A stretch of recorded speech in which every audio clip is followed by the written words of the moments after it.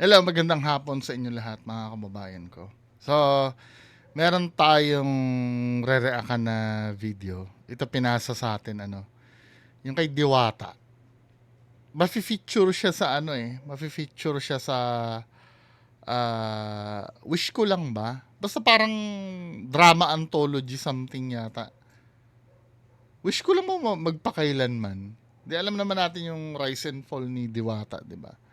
So, panoorin natin tong sinabi niya dito. Di alam ng karamihan sa ngayon, yung sa tunay na buhay, mabait naman talaga ako. Alam niya ng mga kaibigan ko na nakakilala talaga sa akin. Totoo yun, sa mga kaibigan mo, alam nila yon. Kasi nga, dahil kaibigan mo sila, tanggap ka nila. 'Di ba? Maaring ang pagdating pero tandaan niyo mga men lalo na kung celebrity ka or public figure ka na tao, hindi naman nila alam kung ano ka sa personal eh. Kaya dapat ang ipapakita mo sa personal ay kaaya-aya. Kasi yung pagiging public figure mo, nagge-generate ng income yun eh. So yun ang pinaka-profession mo. Dapat maging professional ka rin, makisalamuha sa iba. 'Di ba? Iba naman yung kasi ang katwiran nito ni Diwata minsan. Ano gusto niya plastikin ko kayo, nagpapakatotoo. Hindi eh.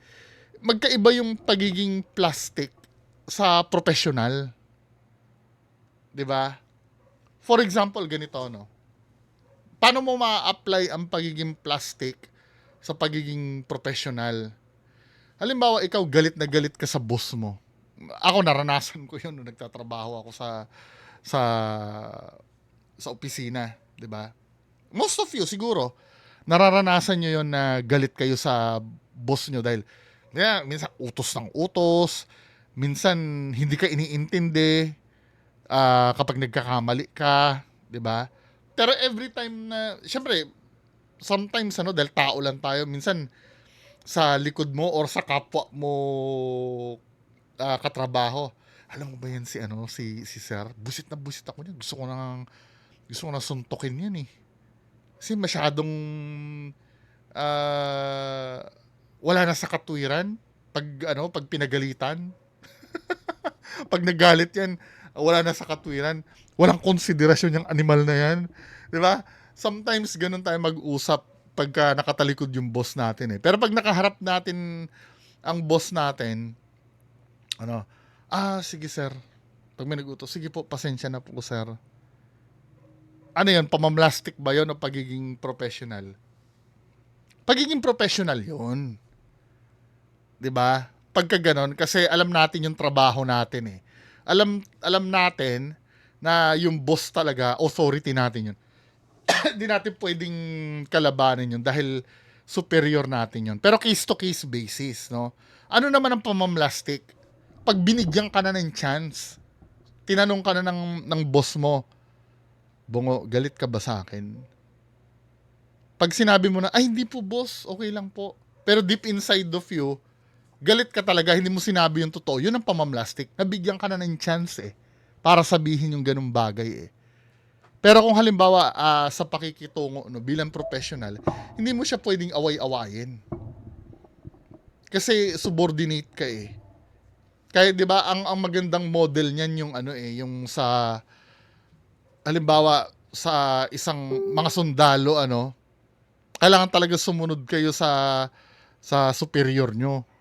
Lalo na kung during sa gera. Hindi ka pwedeng ano, hindi ka pwedeng hindi mo pwedeng i-bypass yung authority nila. Parang ganon sa structure. 'Di ba? Sana naiintindihan yung pagkakaiba ng pamamlastic sa pagiging professional. Katulad ni Diwata may mga gustong magpa-picture sa'yo, tapos tinatarayan mo. Hindi pagiging totoo yun eh. Pagiging yun eh, pagiging walang hiya yun eh. 'Di ba? Kasi pwede mo silang pakiusapan ng maayos na, sorry po talaga, gustong-gusto ko po kayo makasama, kaya lang pagod na pagod po talaga ako. 'Di ba? Papahinga po muna ako. At pag nandyan pa kayo, magpipicturan po ulit tayo. Mga ganun pananalita. 'Di ba? Yung sinasabi mo na mabait ka talaga, produkto 'yan ng ano, ng mga kaibigan mong tanggap ka. 'Di ba? Yung mga kaibigan mo, naiintindihan ka kasi na ganyan ka dahil kaibigan ka nila. Fallacy ito, itong sinasabi mo. Kasi no choice ang kaibigan ka, alang sabihin masama ang ugali mo sa ibang tao, di ba? Siyempre makikita nila yung bonding nyo na. Kaya mo nga naging kaibigan eh, dahil naiintindihan ka na nila. Yun siguro ang sikreto na hindi nila alam.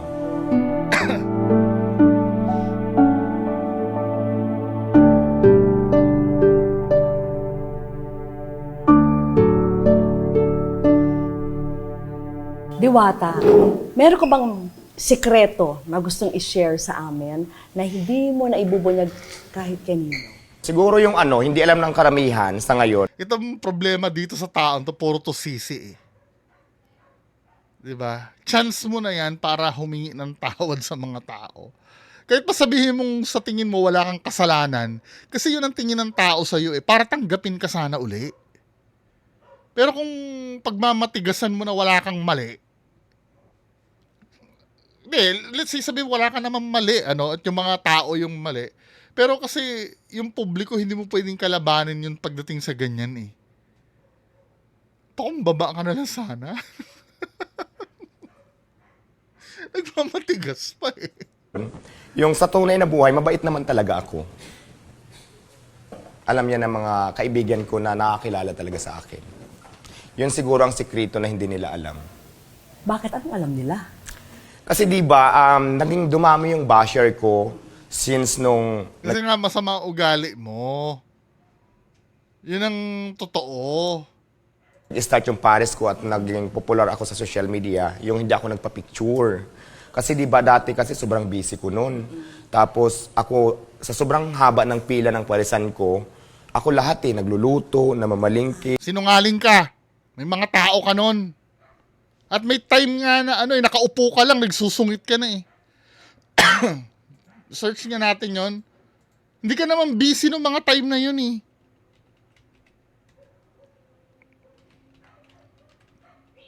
Katulad na itong video na to. Hindi ka naman busy eh.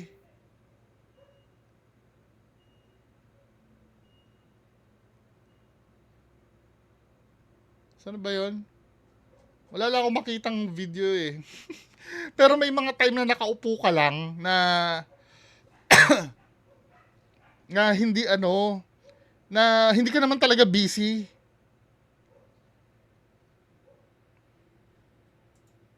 Saan ba yun? Magpapapicture lang sa'yo galing pa sa malayo. Pero pagka ang dadating sa'yo, bibigyan ka ng dollars, bibigyan ka ng mabait ka. Ano? Ha? Ano na? Hindi ito.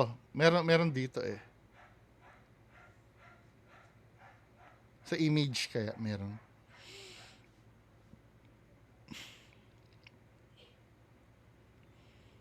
Anyway, alam niyo na ibig ko sabihin, may mga time na, na free ka naman, ayaw mo lang talaga. Katulad nung nagpabati sa'yo na happy birthday, na lilipas din yan, ginanon mo, instead na yung word na, yung effort ng bibig mo, na magsalita ng lilipas din yan, instead na ang sabihin mo, happy birthday, gumanon ka na lang ng konti, okay na sana eh. Pero mas pinili mo talaga maging walang hiya. Kasi hindi naman kakain ng oras yun eh. Yung pagbati mo ng happy birthday dun sa bata. Bata ba yun o vlogger din yata yun? Mas pinili mo magsalita ng hindi maganda. Tingnan mo ha. Nakakita ba na natin yung na yun, yung video na yun?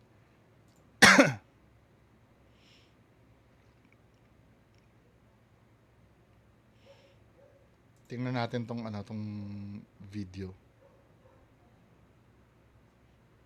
Yung sinabi mo, mas pinili mo lang talaga maging walang hiya. hindi yung hindi yung sa dahil ito yun lang yun. Diwata, parang nahihirapan na at mga kastorya, nako, panoorin natin ngayon. natin, ha? Dun sa video, nako, Ha? ni Diwata. Tara mga kastorya, Panoorin nyo to, ha? sabay-sabay po natin panoorin. Ito na po. Ate, birthday ko ngayon. Kabati naman. Lipat din yan, kuya. Diba? Instead na sabihin mo na, oy, happy birthday! Yun lang naman eh. Pero mas pinili mo magsabi na lilipas din yan. Kailangan pa bang ano yon na hindi ka busy ng mga time na yon? Ano ba?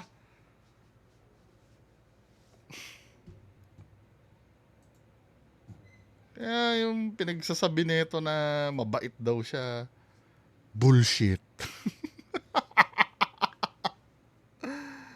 Oy, mga fans si Diwata, galit na sa akin. Nagbabantay. Tapos ang daming pila sa kagustuhan ko noon na makakain lahat yung nakapila kasi gusto makatikim ng menu ko. So Hindi. Pumupunta yon dahil magpapapicture lang sa'yo. Side quest na lang yung ano, yung kumain sa parisan mo. Hindi naman talaga parisan mo yung pinuntahan doon, ikaw eh. Dahil kung parisan mo lang ang pinuntahan doon, hindi ka papansinin ng mga tao. Pumila yon, umaasa sila na makita ka. Siyempre, matikman na rin, pero secondary na lang yun. Ikaw yung pinuntahan ng tao doon dati. focus ako. Tapos yung pala, may mga tao na mga nagvo-vlog na minsan, ay mamaya na kuya, may ginagawa pa ako. Tapos may nagpapabati ng happy birthday na lagi naman yan siya nandoon. Parang, Ano ngayon ko lagi nandoon? parang pabiro ko lang yung lilipas din yan kasi nagaya ko lang yan sa isang comedy bar yung nagpabati ng happy birthday. Kaya Yan ang problem. 'Di ba? Sa inyo okay lang 'yun. Eh, ang problema nga, 'di ba? I mean, celebrity ka eh. Wala sa hulog to, mag-sorry ka na lang.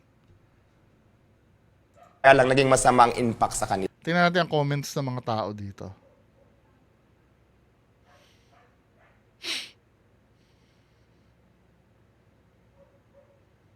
Lilipas din yan. Estoryahin. Well, may mga naniniwala din naman sa'yo dito, pero ay talagang may mga hindi naniniwala dito sa mga sinasabi mo din. So, ang tingin nila, masama talagang ugali ko. Pero, minsan Yun nga ang ano eh, ang dapat mo iwasan eh. Totoo naman yung sinasabi mo na hindi rin naman alam ng tao kung sino ka sa totoong buhay. Kaya lang, wag mo sanang bibigyan ng chance yung mga tao na pag-isipan ka ng masama kung kaya mo naman magpakapino. 'Di ba? Kasi halatang hindi ka sanay sa biyayang pinagkaloob sa iyo eh. Malamang ako din, ganyan din ako, hindi rin ako sanay, 'di ba? Pero kasi kapag ikaw may angking kasikatan ka na, tandaan mo men, lahat ng kilos mo, konting kibot mo, issue yan. Yung konting kibot mo na yan, issue yan. Kaya dapat nag-iingat ka na ng mga time na yon, 'di ba? Kasi madaming pwedeng inggit sa'yo, nasilipan ka ng masama, feeling mo unbeatable ka eh. 'Di ba? Tingnan mo sila sila Sarah Geronimo. Yung mga sikat talaga, yung mega sikat. Sino pa ba mga sobrang sikat? Wala akong maisip na Yun, for example, si Sarah Geronimo, kapag may fan yun, never nagtaray yun. Kung kaya niya naman na pagbigyan, halimbawa papapicture or pagbibigyan nun eh. Pero, if ever na hindi talaga pwede, alam mo yung nagbabawal, yung mga bodyguards niya na lang, oy, bawal. At least hindi si Sarah Geronimo. Alam mo kasi ni Sarah Geronimo yung value nung PR sa tao.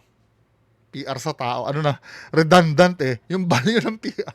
PR sa tao. Alam kasi ni Sarah Geronimo yung value nun. 'Di ba? As a celebrity, yun ang numero 1 dapat aalagaan mo. Yung image mo sa publiko, hindi yung negosyo mo. Kasi malugi man yung negosyo mo, dahil maganda ang reputasyon mo, pwede pang may magtiwala sa'yo. 'Di ba? Bait naman ako. Oo. Oo naman. Di ba? Bakit mo sinabing Sabi ni Vicky Morales, oo naman. Di ba? yun ang gusto mong malaman ng lahat? Na mabait. Kasi ang lumalabas kasi sa social media ngayon, parang ang sama-sama ng ugali ko. Yun ang Totoo, pati yung mga basher mo, pinapatulan mo. Oo, ako admit ko 'yon. Pero ang ano ko kasi, image ko kasi hindi makisama sa tao. Ang image ko magsabi ng totoo kasi. 'Di ba? Pero ikaw kasi ang binabanatan mo, minsan nga ang habit mo pag sinabihan ka na halimbawa, Diwata ang pangit mo, biglang pupunta ka dun sa dun sa profile nung basher mo. Kukuha ka ng picture mo doon, tapos ipapakita mo yung anak nila. Pinapatulan mo din on a personal level 'Di ba? Admit na natin na hindi talaga maganda ang pakikitungo mo sa tao. yun ang pinupunto nila. Kasi yung siguro yung sekreto na matulungin ako sa pamilya ko, sa mother ko, sa mga pamangkin ko, hindi nila alam yun. Hindi naman nila business na alamin yun Ang talagang business lang nila na yung nakikita nila sa social media. Kaya nga dapat yun ang pagkaingatan mo. 'Di ba? Kasi hindi ka naman private na tao. Celebrity ka. Bagamat may karapatan ka sa privacy mo, no? 'Di ba? Pero ka public figure ka Hindi nagigit si Diwata 'yon, no? Di sana katulad ko na lang na nagmaskara ka na lang. Kung ayaw mong... Pero ano yung natutunan mo sa part na yun ng buhay mo? Ayan, sa dami ng mga pagkakamali natin sa buhay, basta ang natutunan ko lagi, gumawa ka lang ng tama, makisama ka sa lahat ng tao, kahit saan ka dalhin, Hindi ka nga nakikisama Ano ba? hindi ka mapapano. So panoorin natin. Wish ko lang yan, Panoorin ko nga to. Si Gardo Versosa daw yung gaganap dyan Diba? So yan lang po muna pag-uusapan natin. Magandang hapon sa inyo lahat. Bye-bye.